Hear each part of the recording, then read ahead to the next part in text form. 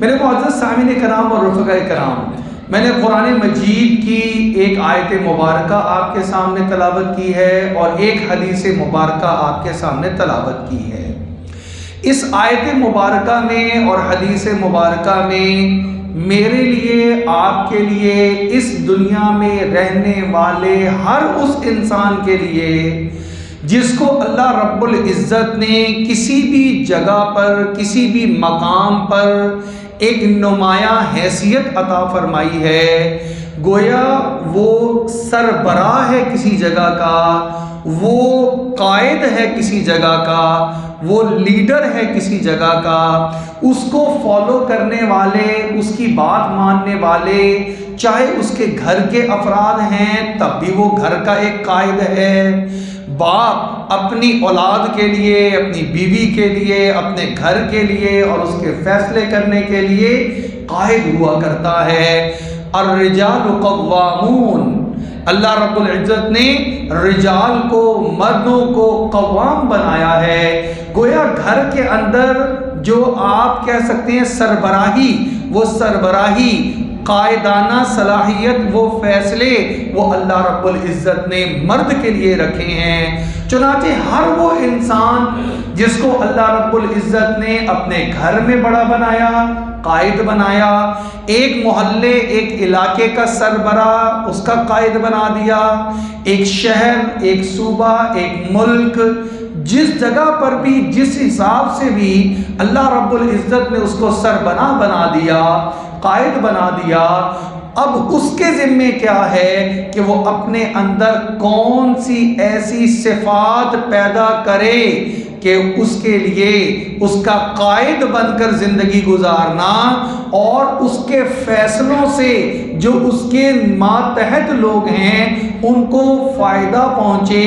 نقصان نہ پہنچے۔ جو ذمہ داری اس کو عطا کی گئی ہے یہ اپنی ذمہ داری میں احسن طریقے سے کامیاب ہو جائے۔ وہ کیا صفات ہیں، وہ کیا چند چیزیں ہیں، وہ چند کیا خصوصیات ہیں، آج ہم انشاءاللہ اس کا مطالعہ کریں گے قرآن اور حدیث مبارکہ کی روشنی میں۔ سب سے پہلے یہ بات سمجھ لیجئے، ایک مسلمان کے لیے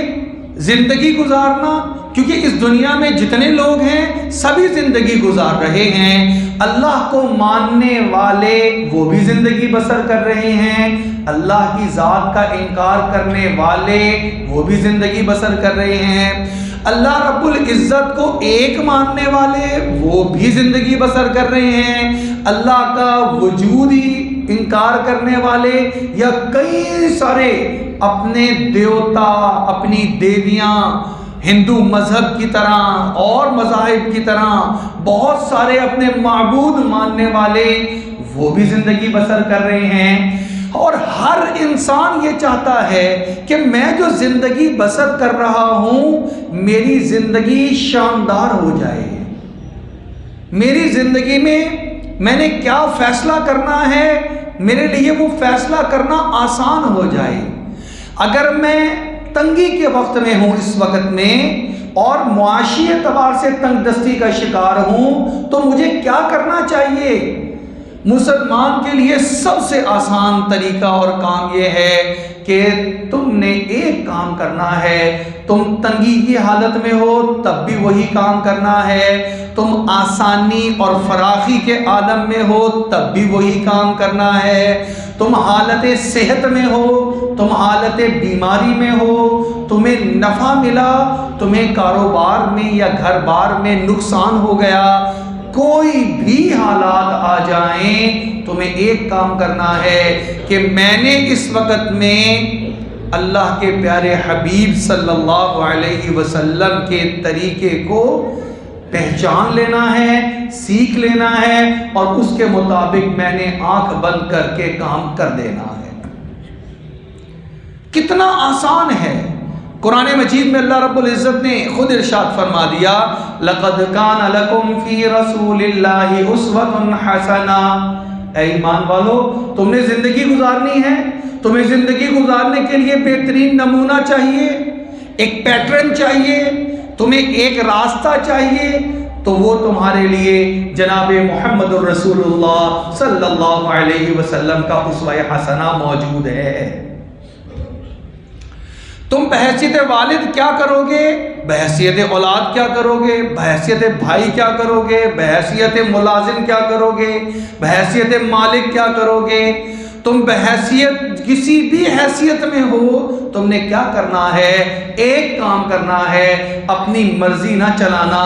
رسم اور رواج کے حوالے اپنے آپ کو نہ کر دینا،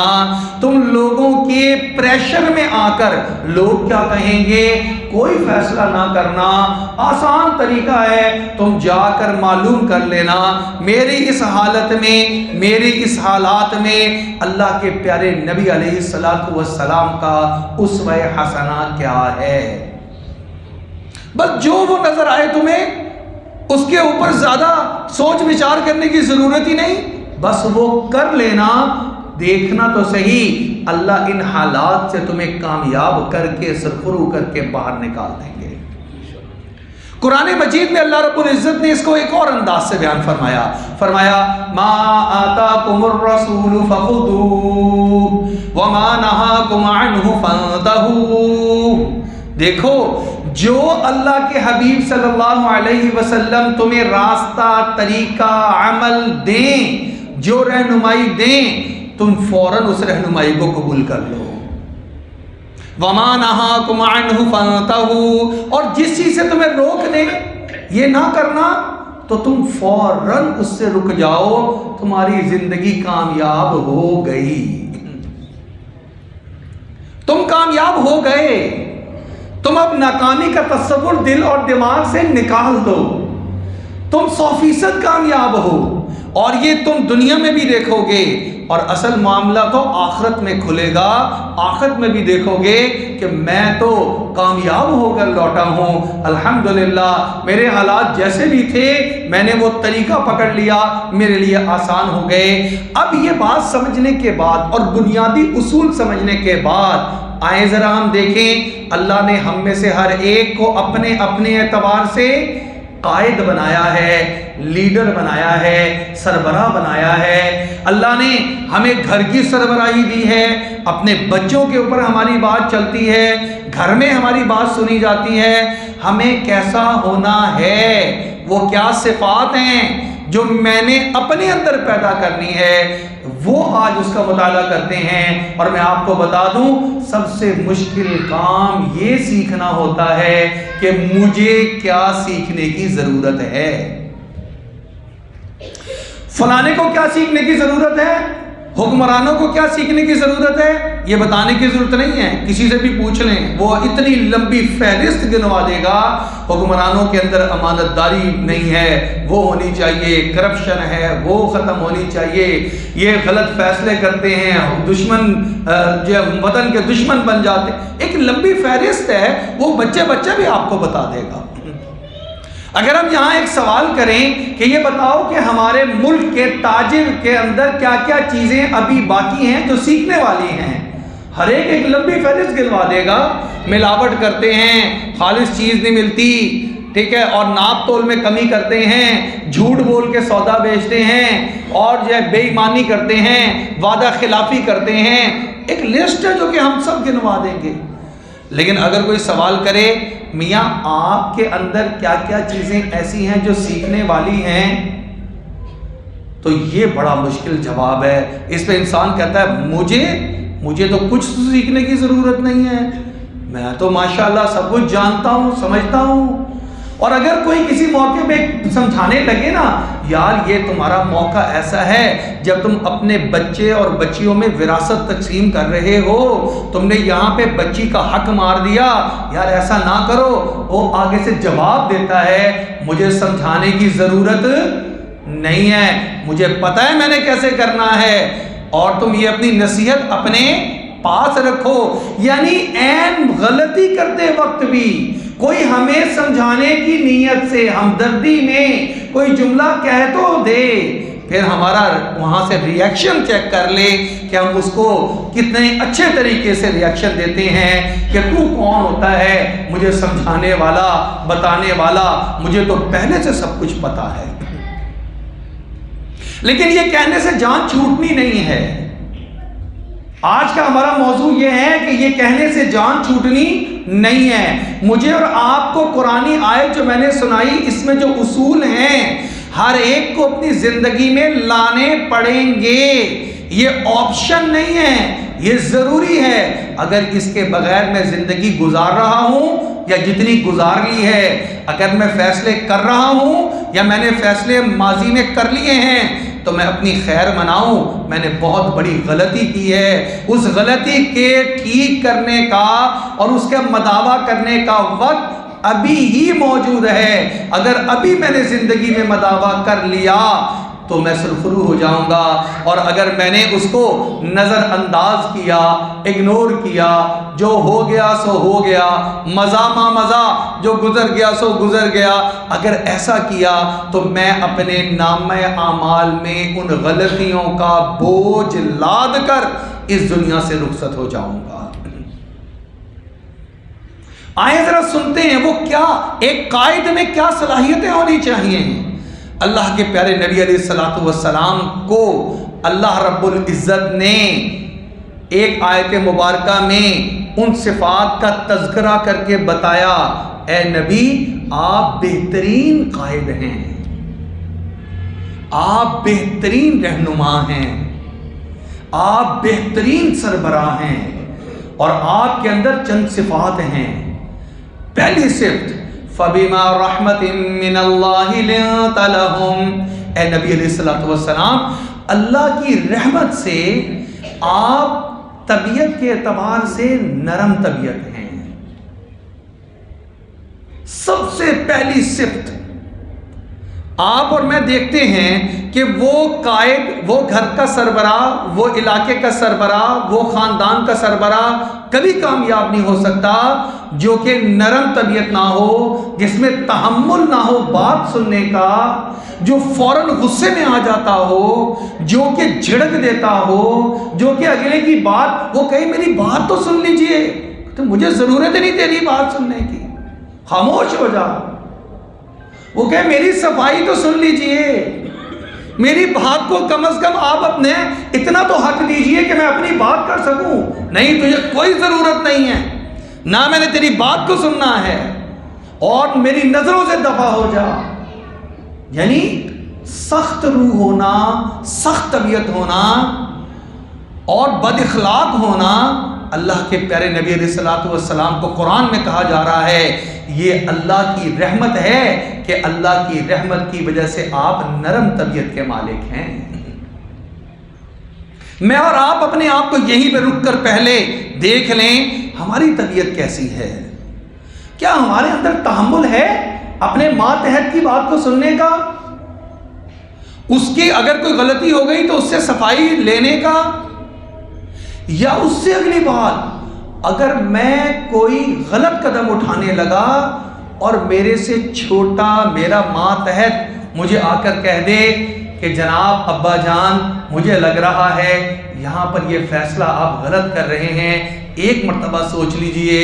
میرا ماتحت آ کے مجھے یہ کہہ دے جناب افسر صاحب آپ بہت اچھے آدمی ہیں، اس موقع پر کہیں آپ زیادتی تو نہیں کر رہے، ذرا ایک منٹ کے لیے سوچ لیجئے، ذرا رک کر اس کا جائزہ لے لیجئے. تو کیا میرے میں اتنا تحمل ہے کہ میں کہوں اچھا چلو بتاؤ کیا تم کہہ رہے ہو، بیٹھو میرے پاس، مجھے بتاؤ کیا غلطی کر رہا ہوں، مجھے سمجھاؤ، مجھے کنوینس کر لو، میرا موقف بھی سن لو، اپنا بھی سناؤ. کیا اتنی ہمت اور کیا اتنا میرے اندر ضرف موجود ہے یا نہیں ہے کہ میں غلطی، اور پھر اتنا ضرف کہ میں اس کی بات سنوں اور مجھے لگے کہ ہاں کچھ تو غلطی ہے، چلو اتنی نہیں جتنی یہ سمجھ رہا ہے، لیکن ایک پوائنٹ تو ایسا ہے کہ جہاں مجھے اپنے آپ کو ٹھیک کرنا ہے. کیا میرے اندر اتنا ضرف ہے، اتنا صبر اور اتنا تحمل ہے کہ میں اس اپنی غلطی کو مان جاؤں اور کہوں یار جزاک اللہ تم بے شک میرے ماتحت ہو، لیکن تم نے مجھے ایک ظلم سے بچا لیا، تم نے مجھے ایک گناہ سے بچا لیا، تم نے مجھے ایک جرم سے بچا لیا، اللہ تمہاری بھی مدد کرے. کیا میرے اندر یہ تحمل ہے؟ اگر میرے اندر نہیں ہے تو میں اچھا قائد نہیں ہوں، معذرت کے ساتھ میں اچھا سربراہ نہیں ہوں، میرے اندر کمی ہے، میرے اندر کوتاہی ہے۔ اللہ کے پیارے نبی علیہ السلام کی صفات کو بیان کرتے ہوئے کہا گیا اللہ کی رحمت سے آپ نرم طبیعت ہیں۔ اور اگلی بات فرما دی وَلَوْ كُنْتَ فَظًّا غَلِيظَ الْقَلْبِ لَانفَضُّوا مِنْ حَوْلِكَ۔ اے پیارے آقا صلی اللہ علیہ وسلم، یہ جو آپ کی جماعت ہے نا حضرات صحابہ کی، یہ جو آپ کے ایک اشارے پہ اپنی جان نچھاور کرنے کے لیے تیار بیٹھی ہوتی ہے، وہ انتظار میں ہوتے ہیں، آپ کے لبوں کی طرف دیکھتے ہیں کوئی جملہ نکلے اور ہم اس کو پورا کر دیں۔ یہ جو ان کے اندر شدید محبت ہے، آپ اگر ان کے قائد ہیں تو آپ کے جو ماتحت لوگ ہیں، جو آپ کی ٹیم ہے، وہ آپ سے شدید محبت اس لیے کر رہی ہے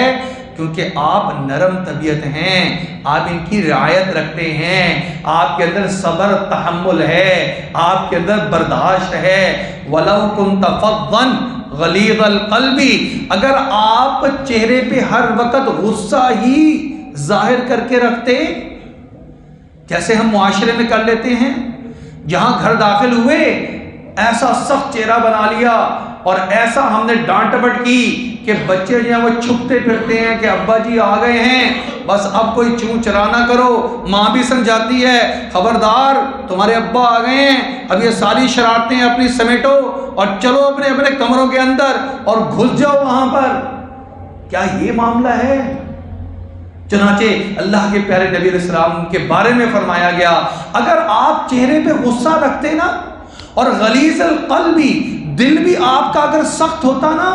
لَانفَضُّوا مِنْ حَوْلِكَ، یہ آپ کے جان نثار صحابہ یہ بھی آپ کے ارد گرد جمع نہ ہوتے،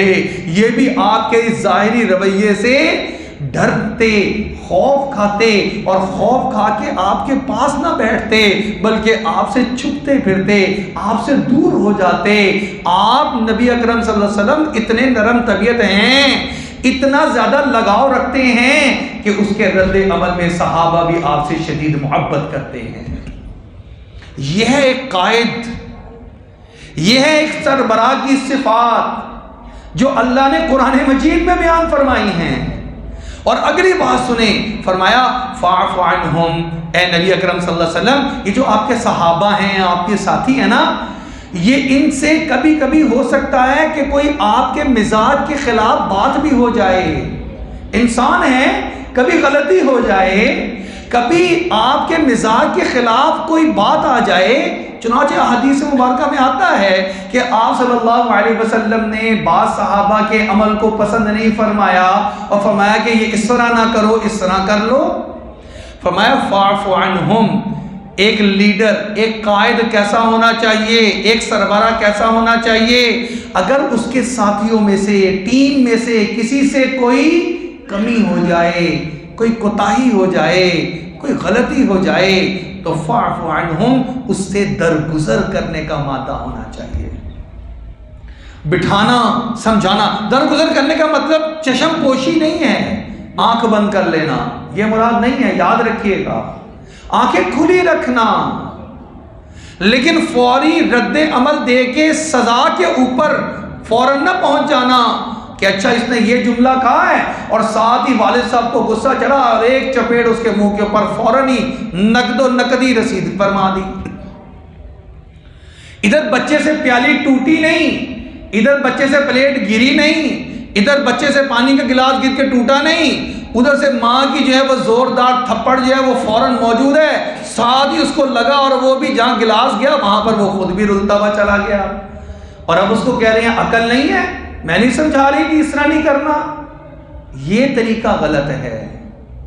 یہ مطلب ہی نہیں ہے کہ جو نقصان ہوئے جا رہا ہے تو آپ کے کوئی بات نہیں، چشم پوشی ہے، یہ ہرگز معنی نہیں ہے۔ کوئی ایک موقع بھی ایسا ہمیں نہیں ملتا کہ آپ صلی اللہ علیہ وسلم نے اصلاح کے موقع کے اوپر خاموشی اختیار کر لی ہو، آنکھیں بند کرنا نہیں، ہاں صبر اور تحمل سے معاف کر دینا۔ فَاعْفُ عَنْهُمْ غلطی ہو جائے اس کو سمجھایا جائے، بہتر طریقہ بتایا جائے، لیکن اس کے فوراً سزا پہ نہ آ جایا جائے، بلکہ غلطی کو معاف کر دیا جائے۔ اچھا، پھر آپ صلی اللہ علیہ وسلم کے تو حیثیت ایک نبی علیہ السلام کی ہے، لہٰذا آپ صلی اللہ علیہ وسلم کے مزاج کے خلاف کوئی بات ہوئی تو یہاں سے فرمایا جا رہا ہے اے نبی آپ بھی معاف کر دینا، اور اللہ سے بھی ان کے لیے معافی مانگنا، اے اللہ ان کو پتہ نہیں تھا میں نے معاف کر دیا، اے اللہ آپ بھی ان کو معاف فرما دیجئے۔ اللہ اکبر، یعنی اپنے ماتحتوں سے اتنی شدید محبت اور خیر خواہی کہ چلو میں نے تو معاف کر دیا، لیکن ہو سکتا ہے فلاں نے معاف نہ کیا ہو، فلاں نے محسوس کر لیا ہو، اس کے پاس بھی سفارش کرنا، یار وہ میں نے معاملہ معاف کر دیا ہے تم بھی معاف کر دو۔ یہ ہوا کرتے ہیں قائد کی صلاحیتیں اور قائد کے خصوصیات، یہ ہوا کرتی ہیں سربراہ۔ اگر اللہ نے بنا ہی دیا ہے کوئی دو چار لوگوں کے اوپر سربراہ تو، اور ایک گھرانے کے اوپر سربراہ یا کسی اور سیٹ کے اوپر بٹھا ہی دیا ہے، تو اپنے اندر یہ صفات پیدا کرنا ضروری ہیں۔ اگلا جملہ ارشاد فرمایا آپ کیا کریں، ان کے لیے اللہ سے معافی بھی مانگتے رہیں، اور وشاورہم فی الامر، مشورے میں ان کو شریک بھی کر لیا کریں۔ اللہ اکبر، گھر میں کوئی کام ہونے لگا ہے، شادی کا موقع آ گیا، سب بچوں کو اکٹھا کیا، بچیوں کو اکٹھا کیا، بیگم صاحبہ کو اکٹھا کیا، بیٹھ گئے، اچھا بھی بتاؤ یہ جو شادی گھر میں آ رہی ہے اس کو کس طرح ہم نے سارے انتظامات کس طرح کرنے ہیں، سب اپنی اپنی رائے دیں، بجٹ ہمارا اتنا ہے، کام یہ ہے، اب سارے مشورہ دیں۔ اب سب سوچ رہے ہیں اچھا یہ صرف ایک ابا جی کا معاملہ نہیں ہے، ابا جی الگ کمرے میں نہیں گھسے ہوئے، سر میں درد ہو گیا ہے اور تم تو جناب اپنے کاموں سے فرصت نہیں، تمہیں کیا پتا مجھ پہ کندھوں پہ کتنی ذمہ داریاں ہیں، میں تو بلڈ پریشر کا مریض ہو گیا، میں تو شوگر کا مریض ہو گیا، میں نے پیسوں کا انتظام بھی کرنا ہے، میں نے انتظامات بھی کرنے ہیں، تم سارے کے سارے اپنے اپنے کاموں میں بزی ہو، اس لیے بزی ہیں کہ آپ نے ان کو بٹھا کر مشورے میں شریک ہی نہیں کیا ہے۔ آپ ان کو شریک تو کریں، ان کو بٹھائیں تو، یہ ہے ایک قائد، ایک سربراہ۔ ہمارے ہاں بھی الیکشن ہوئے ہیں، اللہ ہمیں بھی بہترین قائد عطا فرما دے، اللہ ہمیں بھی اچھے حکمران عطا فرما دیں، لیکن یہ معاملہ صرف الیکشنوں تک کا نہیں ہے، یہ تو میں اپنی ذات سے اپنے آپ کو درست کرنا شروع کروں گا تو اللہ میرے اوپر حکمران بھی اچھے مسلط فرما دیں گے۔ تو ہم تو وہ مطالعہ کر رہے ہیں کہ میرا کرنے کا کام کیا ہے، الیکشنوں کے بعد حکومت کس کی بننی ہے، حکمران کیسے آئے، اگلے 5 سال یہی رونا نہیں روتے رہنا، میں نے اپنے آپ کو ڈیولپ کرنا ہے، قرآنی اصول کی روشنی میں میں نے اپنی شخصیت کو بنانا ہے، میں نے اپنے اصول اثر نو مرتب کرنے ہیں، میں نے اپنے گھر کی زندگی کے لیے اصول اثر نو مرتب کرنے ہیں، منظم کرنے ہیں، میں نے اپنے گھر کی زندگی کو پرسکون بنا دینا ہے۔ چنانچہ ارشاد فرمایا وَشَاوِرْهُمْ فِي الْأَمْرِ، آپ مشورہ کیا کیجئے، مشورہ کر کے تو دیکھیں، 1 2 3 4 بار، ہو سکتا ہے مشورہ دینا نہ آتا ہو سکتا ہے مشورہ کوئی ایسا ہو جو قابل عمل نہ ہو، لیکن مسلسل لگاتار جب آپ مشورہ کرتے رہیں گے تو یہی آپ کی اولادیں، یہی آپ کے گھر والے آپ کے ذہن کے موافق بھی ہو جائیں گے۔ 2 4 تو غلطی کرنا ہر ایک بچہ، ہر ایک بڑا کرتا ہے، لیکن اس کے بعد غلطی سے سیکھتا ہے، اور پھر اللہ کے فضل و کرم سے اس مشورے کی برکات آپ اپنے گھروں کے اندر خود محسوس فرمائیں گے۔